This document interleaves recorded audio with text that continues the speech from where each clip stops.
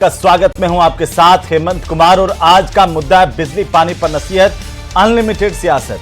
क्योंकि राजस्थान में बिजली पानी के संकट को लेकर पूर्व मुख्यमंत्री अशोक गहलोत ने राज्य की सरकार पर एक बार फिर से सवाल खड़े किए हैं। गहलोत ने कहा कि इन दोनों जरूरी सेवाओं की किल्लत अब आम जनता के लिए बड़ी परेशानी बन चुकी है। अशोक गहलोत ने कहा कि सरकार को उन्होंने 2 महीने पहले ही इस संभावित संकट को लेकर आगाह किया था, लेकिन समय रहते कोई ठोस कदम नहीं उठाया गया। अशोक गहलोत ने कहा कि गर्मी के मौसम में बिजली और पानी दोनों की मांग बढ़ जाती है और ऐसे में प्रशासनिक लापरवाही जनता पर भारी पड़ रही है। आज इसी पर करेंगे प्रदेश की सबसे बड़ी चर्चा। पहले देखिए ये रिपोर्ट।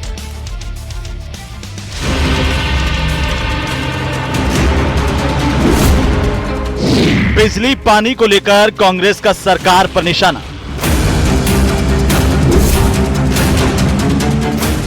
पूर्व सीएम बोले राजस्थान में पानी और बिजली का संकट गहराया।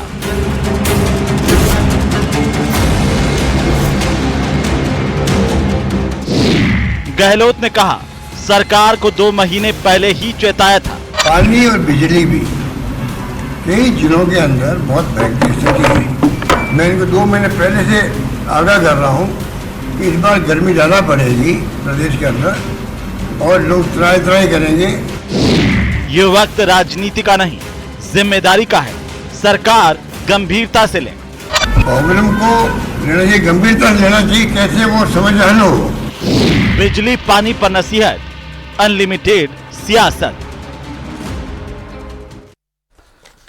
तो आज की चर्चा की शुरुआत करें उससे पहले आज के महत्वपूर्ण सवालों पर एक नजर डालते हैं। सवाल नंबर 1 ये कि बिजली और पानी पर नसीहत तो दी जा रही है, लेकिन अनलिमिटेड सियासत भी है। सवाल नंबर 2, क्योंकि लगातार आरोप प्रत्यारोपों का सिलसिला चल रहा है और एक दूसरे पर आरोप प्रत्यारोप तो किए जा रहे हैं, लेकिन बिजली और पानी को लेकर के लोगों की परेशानी का क्या। सवाल नंबर 2 कि खुद के राज में याद नहीं आया और अब चेताया। सवाल नंबर 3 जो आज की चर्चा के दौरान हम पूछेंगे कि कोई भी हो राज, बिजली और पानी का नहीं हो पाया इलाज, तो इस बार भी क्या कोई इलाज नहीं हो पाएगा। जनता को कब तक ऐसे ही अपने हुक्मरानों से आस लगाए भूखे प्यासे खलक के साथ बैठे रहना पड़ेगा। ये सबसे महत्वपूर्ण सवाल और इसी को लेकर के करेंगे चर्चा। हमारे साथ खास मेहमान जुड़ चुके हैं। सबसे पहले मैं आज हमारे मेहमानों के साथ आपका परिचय करवा दूं। हमारे साथ हैं भारतीय जनता पार्टी के प्रवक्ता सुरेश गर्ग, हमारे साथ एसपी मित्तल हैं वरिष्ठ पत्रकार के तौर पर। कुछ और मेहमान भी हमारे साथ जुड़ते जाएंगे, उनको भी लेंगे। बहरहाल आप दोनों का बहुत स्वागत है। मित्तल साहब, आपसे शुरुआत करूंगा। देखिए, अशोक गहलोत ने एक बार फिर से ये कहा कि हमने तो 2 महीने पहले ही सरकार को चेता दिया था, लेकिन उसके बावजूद प्रदेश में बिजली और पानी को लेकर के त्राहिमाम मचा हुआ है। जिम्मेदार कौन है सर? जो अशोक गहलोत साहब जो पूर्व मुख्यमंत्री राजस्थान के 15 साल उन्होंने शासन किया है और जो उन्होंने मांग उठाई है बिजली पानी की, वो वाजिब मांग उठाई है लोकतांत्रिक व्यवस्था में। मैंने पहले भी कहा कि इन सब चीजों का स्वागत होना चाहिए कि विपक्ष की वो भूमिका निभा रहे। लेकिन सवाल ये उठता है कि क्या राजस्थान में बिजली पानी की समस्या पिछले 1.5 साल में ही उत्पन्न हुई है? इससे पहले नहीं थी। अशोक गहलोत साहब इससे पहले 5 साल तक मुख्यमंत्री रहे, क्या उनके शासन में बिजली पानी की प्रॉब्लम नहीं थी? हर बार गर्मी में राजस्थान के लोगों को बिजली पानी की समस्या का सामना करना पड़ता है। अब राजस्थान के बारे में क्या कहें कि हर बार मतलब 5-5 साल का यहाँ पर कार्यकाल होता है, इसलिए कोई राजनीतिक दल जिम्मेदारी नहीं लेता। अभी हम भारतीय जनता पार्टी की प्रवक्ता से बात करेंगे तो वो स्वाभाविक रूप से कहेंगे अशोक गहलोत साहब ने तो कुछ नहीं किया, हम ERCP ले आए, हमने गंगा जल यमुना जल का समझौता कर लिया, वो सारी बात करें। लेकिन मेरा ये कहना है कि जो स्थायी समाधान राजस्थान के बारे में, बिजली पानी के बारे में होना चाहिए, वो किसी भी सरकार की रुचि नहीं होती। क्योंकि कहना है 5-5 वर्ष का कार्यकाल होता है, इसलिए वो एक दूसरे पर जिम्मेदारी डालते हैं। लेकिन हेमंत, मैं यहाँ बहुत 2-3 बातों पर बहुत महत्वपूर्ण मुद्दा उठाने आपका ध्यान आकर्षित करना चाहूंगा। देखिए, ये जो ERCP के बारे में कहा गया, देखिए सचबात इसमें कोई दो राय नहीं है कि भारतीय जनता पार्टी ने कहा था कि हमारी सरकार आ गई तो डबल इंजन की तरह काम करेगी और हम फटाफट क्या नाम से ERCP के जरिए लोगों को पानी पिला देंगे, यमुना जल का कर देंगे। लेकिन जितनी क्रियान्विति होनी चाहिए उतनी हुई, जितनी हुई है उसमें मैं थोड़ा सा आंकड़ा आपको लोगों को बताना चाहता हूं। टोंक जिले के अंदर ईसरदा बांध अभी देखिए बनके तैयार हो गया है और ये माना जा रहा है कि अब की जो बरसात होगी, आने वाले दिनों में जो बरसात होगी, उसमें ईसरदा बांध में पानी आएगा। ये पहला मौका होगा जब राजस्थान के लिए ईसरदा बांध में पानी आएगा। और जो बीसलपुर बांध का जो ओवरफ्लो पानी है वो भी क्या नाम से ईसरदा बांध में जाएगा। हेमंत, मैं यहां बताना चाहता हूं कि देखिए बीसलपुर बांध जो है करीब करीब जो है वो हर बार बरसात के समय में भर जाता है, और एक बांध नहीं 4 बांध जितना पानी वहां से बाहर निकल जाता है, क्योंकि आपके पास में रोकने की क्षमता नहीं है। जो उसका क्या नाम से 15.5 मीटर की जो क्षमता है उतनी उसकी क्षमता है। अब चूंकि ईसरदा बांध बन गया है तो मेरा यह मानना है कि ईसरदा बांध में पानी होगा, और बीसलपुर से लेकर ईसरदा बांध तक के बीच में जितनी भी होगा उसमें भूमिगत जल स्तर भी बढ़ेगा, लोगों को उसके माध्यम से पानी भी मिलेगा। अब जहां तक जो जमुना जल की बात है, कहा गया था कि हम लेके आएंगे, हरियाणा से लेके आएंगे, हमने समझौता किया है, उसका मुझे लगता है कि क्या नाम से भारतीय जनता पार्टी के प्रवक्ता बताएंगे तो पता चलेगा, लेकिन क्रियान्वित नहीं हुई है। अब दूसरी बात आती है कि बिजली की। हेमंत, हर सरकार ये दावा करती है कि हम किसानों को दिन में बिजली देंगे। आज तक राजस्थान में किसानों को दिन में बिजली नहीं मिल पाई है। लेकिन मित्तल साहब, सरकार ने कहा था कि हमने जिला कलेक्टर्स को बजट का आवंटन कर दिया है, और अब जिला कलेक्टर सीधे तौर पर वहां से फंड सेक्शन करके जहां पर भी पानी की समस्या है वहां पर सरकारी टैंकर से पानी मुहैया कराना सुनिश्चित करेंगे। इसके बावजूद पूरे प्रदेश में त्राहिमाम मचा हुआ है। हमें विनय माथुर साहब भी ज्वाइन कर चुके हैं, एक्स एसीएस हैं, पीएचईडी विभाग के। माथुर साहब, बहुत स्वागत है। कैमरा जरा सामने एक जगह पर रख लीजिए। आर्य साहब हमें ज्वाइन कर चुके हैं, कांग्रेस पार्टी के प्रवक्ता राजेंद्र आर्य जी, आपका भी स्वागत, और माथुर साहब आपका भी स्वागत है। एक टिप्पणी मैं लेकर के वापस आ जाऊंगा आपके पास में। आर्य साहब, अशोक गहलोत जी को क्यों लगता है कि पूरे प्रदेश में पानी की किल्लत हो रही है और ये सरकार पानी बिजली जैसे मामले पर विफल रही है? देखिए, ये सरकार किस मोर्चे पे सफल है आप बता दीजिए। 1.5 साल पहले जब ये झूठ बोल के सत्ता में आए थे, इन्होंने कहा था नहीं सहेगा राजस्थान। उसके बाद में जिस तरह की कानून व्यवस्था की स्थिति है, जिस तरीके से जो हमारी पूरी व्यवस्थाएं चरमरा गई है। अब मैं आपको बताना चाहता हूं हेमंत जी की पेयजल की जो बात है ना, अभी मैं मतलब एसपी मित्तल साहब को सुन रहा था। मित्तल साहब बड़े बड़ी बातें कर रहे थे कि साहब यमुना जल समझौता और आपके राम सेतु और आपके और भी तमाम चीजें वो कह रहे थे कि साहब ईसरदा डैम से आ जाएगा, वहां से आ जाएगा। अरे भाई आप देखिए, आपकी जो एग्जिस्टिंग इंफ्रास्ट्रक्चर है ना, सवाल उस पे है। एग्जिस्टिंग इंफ्रास्ट्रक्चर में चाहे गंग कैनाल की बात हो, चाहे भाखड़ा की बात हो, चाहे आपकी आईजीएनपी सिंचाई की हो, चाहे पेयजल की हो, तमाम वो एरिया जो पश्चिमी राजस्थान, सबसे ज्यादा पानी की मार किस एरिया में पड़ती है आपको पता है? पश्चिमी राजस्थान में।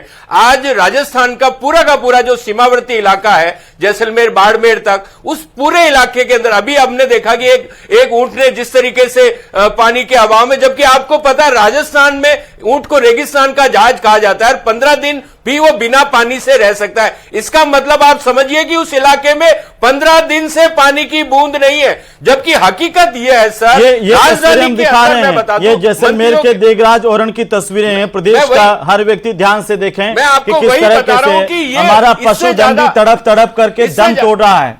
बिल्कुल हम दिखा रहे हैं। राजस्थान पूरा का पूरा पशुपालन और पशुधन के ऊपर निर्भर है। हमारी जो अर्थव्यवस्था है पूरा का पूरा कृषि के साथ साथ पशुधन और पशुपालन पे निर्धारित है। तो आज अगर हमारा पेयजल, हमारा जो बिना बोलने वाला मतलब मूक जो प्राणी है, जो पशु है, उसको पानी की जो दरकार सरकार पूरी नहीं कर पा रही है, जनता की आवाज नहीं सुन पा रही है। हमारे वो तमाम सीमावर्ती इलाके के जो विधायक हैं, सांसद हैं, वो लगातार इस बात को लेकर वहां की सरकार को या राजस्थान की सरकार को, केंद्र की सरकार को भी सचेत कर रहे हैं कि पंजाब से जो दूषित पेयजल आ रहा है, दूषित नहरी पानी आ रहा है, नहर के अंदर जो मतलब दूषित पानी को बहाया जा रहा है, वो पानी आने से हमारे यहां पे कैंसर जैसी गंभीर बीमारियां हो रही है। ये सरकार कर क्या रही है? ये सरकार पूरे के पूरे, जब आपदा की स्थिति आई इस देश के अंदर, तब ये सरकार अपने 3 दिन के लिए गुजरात में जाके सैर सपाटा कर रही थी, पिकनिक मना रही थी। तो इस सरकार की प्राथमिकता को समझा जा सकता है। ये सरकार जनता के लिए नहीं है, ये सरकार सिर्फ और सिर्फ उन कुछ पूंजीपति लोगों के लिए जो कि आपदा में अवसर ढूंढते हैं और अपना कॉमर्शियल हित साधने के लिए। आपदा में अवसर नहीं ढूंढते थे ना, आप तो अवसर नहीं ढूंढते थे, क्यों नहीं इंफ्रास्ट्रक्चर डेवलप किया? ये बार बार सवाल अभी आएगा, मुझे पता है। इंफ्रास्ट्रक्चर देखिए, सुनिए, क्यों नहीं आपने डेवलप किया? क्यों नहीं आपने बाड़मेर, जैसलमेर, जोधपुर, इंदिरा गांधी, सब जगह पानी की व्यवस्था को सुचारू कर दिया? हेमंत जी, सुचारू है ना। आप नहरों में पानी नहीं आ रहा तो सरकार की गलती है ना। नहर बनी हुई है, अगर नहर में पानी नहीं आ रहा है तो सरकार जिम्मेदार है। नहर में पानी नहीं आ रहा है, भाखड़ा में नहीं आ रहा है, इंदिरा गांधी नहर में आ रहा है, नहीं आ रहा है, गंग कैनाल में नहीं आ रहा, तो इसकी जिम्मेदारी सरकार की है। हमने वो इंफ्रास्ट्रक्चर बनाया, उस इंफ्रास्ट्रक्चर बनाने में 60-70 साल लगे। उस इंफ्रास्ट्रक्चर मतलब सुदूर किनारे पे डेजर्ट के अंदर हमने पानी पहुंचाया। हमारे बीएसएफ के जवान, सुनिए, हमारे जनता जल योजना वाले जो पानी खोलते हैं गांव-गांव में, उनको आपने झूठा वादा कर दिया, लटकाए रखा और आज दिनांक तक उनको वो सही से वेतन तक नहीं मिल पा रहा है। उनकी हालत आपने ऐसे कर दी। हमने कोटा डैम बनाया, नहीं आपने बनाया, मेरी बात का जवाब दीजिए। जनता जल योजना वाले उन कर्मचारियों का हाल क्या है जो ठेके पर आपने भर्ती किए थे? उन्हें तो वेतन तक नहीं मिलता है। सर मैंने आपने इंफ्रास्ट्रक्चर सवाल पूछा। कांग्रेस पार्टी ने इस पूरे देश के अंदर अभी वो जगह जगह प्रदर्शन करते हुए गर्मी के अंदर घूम रहे हैं। बताइए, जिनका काम वहां पर पानी भरना, पानी मुहैया करवाना होना चाहिए था, वो प्रदर्शन करते घूम रहे हैं, वो ज्ञापन देते घूम रहे हैं। मैं आता हूं आपके पास में, मैं आता हूं आपके पास। सरकार कांग्रेस राज्य में, कांग्रेस की सरकारों द्वारा बनाए गए इंफ्रास्ट्रक्चर का उपयोग नहीं कर पा रही है। गर्ग साहब अशोक गहलोत जी कह रहे हैं 2 महीने पहले ही चेता दिया था, लेकिन आज तक ये हाल है। कहीं ऊंट मारा जा रहा है। वो अभी आपने देखा होगा, वो तस्वीरें देख करके कोई भी बाहर का व्यक्ति तो रो देगा कि ये हाल राजस्थान का हो सकता है, जहां पर ऊंट तड़प तड़प के मर सकता है। आप अंदाजा लगाइए, जिस जीव को 15 दिन तक पानी नहीं पीने की भी शक्ति है, वो भी दम तोड़ रहा है। आम आदमी का हाल क्या होगा गर्ग साहब? देखिए हेमंत भाई, कांग्रेस में हो क्या रहा है कि केवल अपनी उपलब्धता शो करना, कि किस तरीके से अपनी पब्लिसिटी करना, इसके अलावा कुछ नहीं है। गहलोत जी से पूछना चाहता हूं, आज ही अखबार के अंदर है, आज अखबार के अंदर कटेंगे। कांग्रेस के विधायक है श्रवण जी, सूरजगढ़ के विधायक है, उनके स्टेटमेंट है भजन लाल जी भागीरथ जी से कम नहीं है। भजन लाल जी ने वो काम कर दिया जो धरती पे कोई काम नहीं कर पाता। देख लो, भजन लाल जी ने किया है।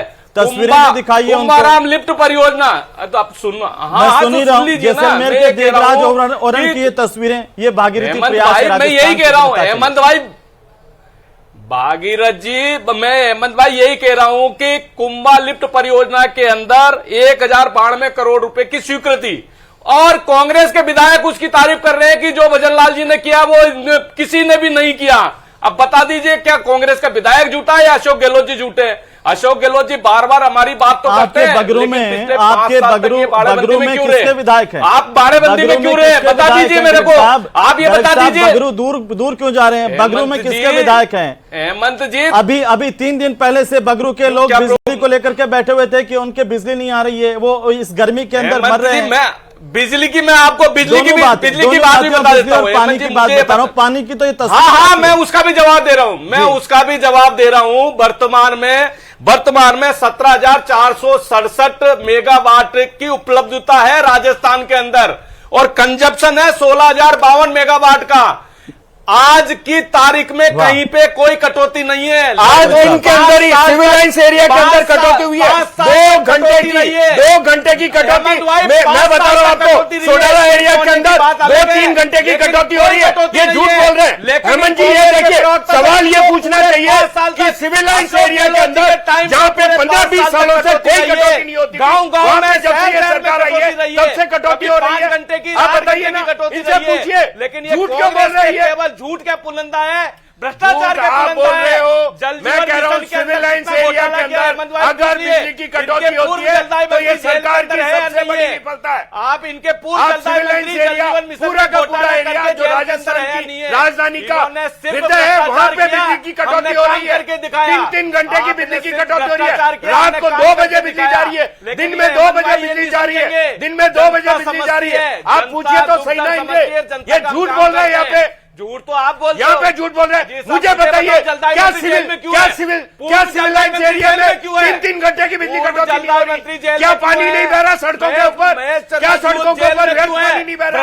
आपकी व्यवस्था नहीं है, आप भ्रष्टाचार कर रहे हो। आप कटौती कर रहे हो बिजली की, जनता प्राइम कर रही है, आपको जवाब देना पड़ेगा। ओ मेरे गर्ग साहब सुनिए तो, एक मिनट गर्ग साहब आपकी सरकार सुनिए, एक बार शांत होइए, मेरे झूठ बोल के सत्ता में आए लोग, सुनिए गर्ग साहब, झूठ बोल के सत्ता गर्ग में आए साहब लोग, आज एक जब मिनट, वोट आर्य दिया साहब तो बिल मिला रहे हो। सुनिए, आर्य साहब एक मिनट शांत होइए, आर्य साहब एक मिनट शांत होइए, आर्य साहब शांत होइए। गर्ग साहब आपने कह दिया, गर्ग साहब आपने कह दिया कि प्रदेश में कहीं भी बिजली की कटौती नहीं हो रही है। अब आप कह दीजिए कि प्रदेश में कहीं भी पानी की किल्लत नहीं है। ये लोग जो मटके फोड़ करके प्रदर्शन कर रहे हैं, ये सीकर के धोद वाले लोग जो है, धोद के दीपनगर लोहारों का मोहल्ला, 3 महीने से पानी नहीं है सर। आप लोग लड़ते रहिए दोनों, एक वो पार्टी जिसका तत्कालीन मंत्री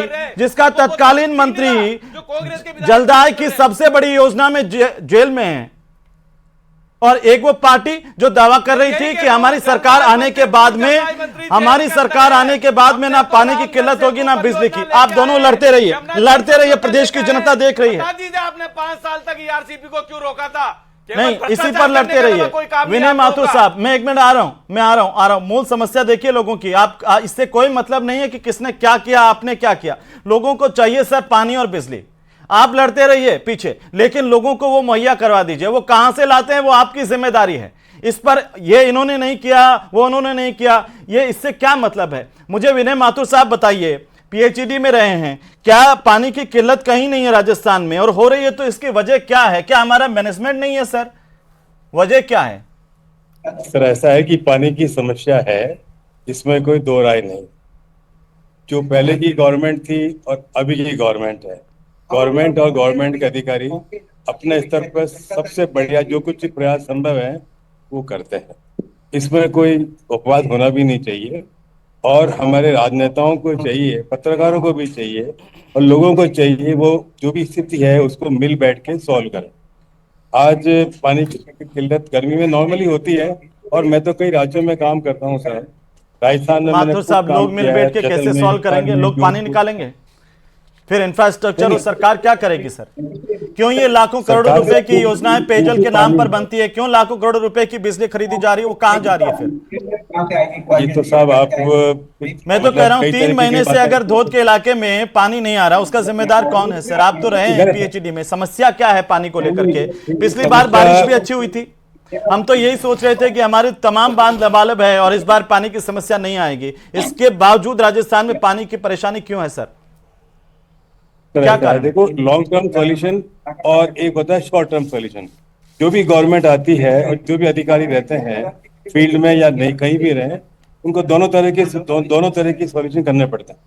पानी को अपन पैदा नहीं कर सकते, भगवान की दया से पानी आता है, बरसात आती है, और उसको हम संचय करते हैं, चाहे डैम में करें, चाहे रेन वाटर हार्वेस्टिंग करें या अंडरग्राउंड में करें। उसका अपने को साइंटिफिक तरीके से उपयोग करना चाहिए, और अपने यहाँ पर काफी सेंस ऑफ डिसिप्लिन आ चुका है। हम लोग कम पानी में भी जीना सीख गए हैं, और अधिक पानी को भी अपन साइंटिफिक तरीके से उपयोग करना सीख गए हैं। इसलिए आपकी ये जो मीटिंग है बहुत बढ़िया है। एक अपन जागरूकता अभियान शुरू करें और पब्लिक को माथुर साहब, वाह, कमी के बारे में। आपको चुनाव तो नहीं लड़ना इस बार माथुर साहब, चुनाव तो नहीं लड़ना चाह रहे। आप तो गर्ग साहब और आर्य साहब से भी ज्यादा राजनीतिक बयान दे रहे हैं सर। मेरा तो सीधा सिंपल, हम जागरूकता अभियान चला लेंगे, हम पानी ले आएंगे, भाई जनता ही सब कर लेगी। फिर तो कोई मतलब नहीं है इन योजनाओं का। फिर पीएचईडी के एसीएस और सीएस का क्या मतलब है? फिर इतना लंबा चौड़ा लवाजिमे का क्या मतलब है? रिटायर्ड चीफ इंजीनियर हूँ सर, मैं रिटायर्ड चीफ इंजीनियर हूँ और कई राज्यों में काम करता हूँ। विश्व बैंक का भी मैं एक्सपर्ट रहा हूँ। इसलिए तो मैं पूछ रहा था कि वजह क्या है सर? आप तो मुझे वजह बता रहे हैं, जनता को जागरूक होना चाहिए सर। जैसलमेर जैसे इलाके में आपको ताज्जुब होगा, घी से भी ज्यादा जो है उस तरीके से पानी बरता जाता है। आप सोच के देखिए, हम पूरी दुनिया को दिखाते हैं कि हमसे ज्यादा पानी को सही तरीके से बरतने वाला कोई स्टेट नहीं है। वो राजस्थान आज से नहीं, अनादिकाल से। आप बिल्कुल सही कह सर। ऐसा है, राजस्थान सरकार ने और भारत सरकार से मिलकर के और हम लोगों ने कई स्टेज के कई तरह की योजनाएं बनाई है, और उसको हम इफेक्टिवली काम करने की कोशिश कर रहे हैं और किया हमने जी। ये कोशिश And, कामयाब we तो are नहीं हो पा रही हमारे सर, राजस्थान का काम हुआ है। और इसीलिए ऊंट भी दम तोड़ रहे हैं। आदमियों की तो बिसात ही क्या है इस मई जून के महीने में जब भीषण गर्मी होती है।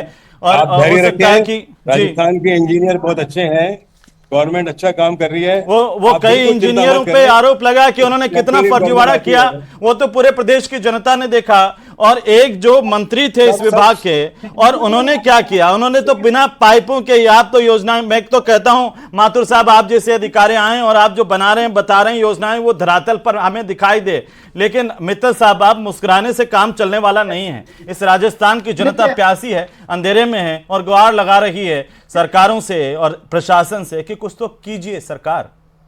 देखिए हेमंत, मैं इसलिए ये बात कह रहा हूँ कि जो बीसलपुर बांध है, मैं उसका publicity सबसे गलत बड़ा नहीं आपको उसका जो उदाहरण मैं आपको देना चाहता हूँ कि सरकार और प्रशासन या जो इंजीनियर पीएचडी के, ये किस तरीके से, या इरिगेशन के, जल संसाधन विभाग के इंजीनियर किस तरीके से काम करते हैं। देखिए, बीसलपुर बांध से जयपुर को भी पानी मिलता है और अजमेर को भी पानी मिलता है, लेकिन बीसलपुर से बांध से पानी लेकर जयपुर को रोजाना पेयजल की सप्लाई की जाती है और उसी बीसलपुर बांध से पानी अजमेर के लिए लिया जाता है। और गर्मी के दिनों में 2 दिन में, 3 दिन में और 4 दिन में एक बार पानी की सप्लाई की जाती है। ये क्या है?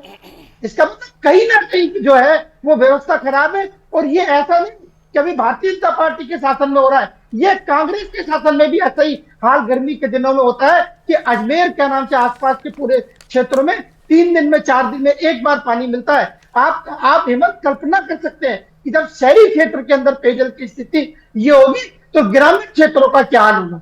मैं एक बात और मैं यही तो सवाल कर रहा था, लेकिन गर्ग साहब और आर्य साहब दोनों आपस में लड़ करके और एक दूसरे पर बांडा फोड़ फोड़ करके बता रहे थे कि हम जिम्मेदार नहीं है, वो जिम्मेदार है। लेकिन बताइए कि क्या करूं, लोग मैसेज करते हैं, लोग ट्वीट करते हैं और बोलते हैं कि हमारे 3 दिन से बिजली नहीं है, 4 दिन से पानी नहीं है, इस तरह के हालात हैं। मैं कह रहा हूं ज्यादा दूर क्यों जाएं, कोटपुतली के लोग प्रदर्शन कर रहे हैं, बगरू में अभी 2-3 दिन से लगातार पूरे के पूरे लोग प्रदर्शन कर रहे थे।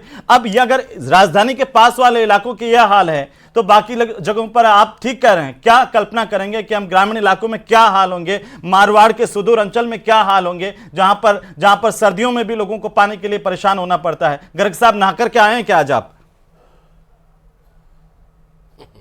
देखिए हेमंत भाई, मैं कह रहा हूँ कि नहाकर के आए कि नहीं आए? मैं जवाब दे रहा हूँ ना आपको। नहीं, मैं तो सीधा सा सवाल कर रहा हूँ, नहाकर के आए क्या आप? मैं तो ना, देखो नहाए थे आज? मैं तो रोजाना नहाता हूँ, रोजाना नहाते हैं, आशीर्वाद, लेकिन सीकर के धोद के लोग रोजाना नहीं नहा पा रहे हैं सर। सीकर के धोद के दीपनगर लोहारों के मोहल्ले के लोग रोजाना नहा नहीं पा रहे हैं, रोजाना पानी नहीं पी पा रहे हैं। कई इलाकों के हालात ये है कि लोगों के घरों में पानी नहीं है, वो बस स्टैंड पर जो कैन रखे हुए दुकानदारों ने, वहां दिन में जाकर के पानी पी करके आते हैं। नहा के आए नहीं है, मैं रोजाना नहाता हूँ। आप अपनी बताइए, आप नहाते हो नहीं आते? इस तरह की बातें शोभा नहीं देती। मैं गर्ग साहब, हमने हमारी सरकार आने के बाद में प्यासे नहीं देती शोभा। मैं कह रहा हूँ हमारी सरकार आने के बाद हमने काम क्या किया है वो बताना चाहता हूँ मैं आपको।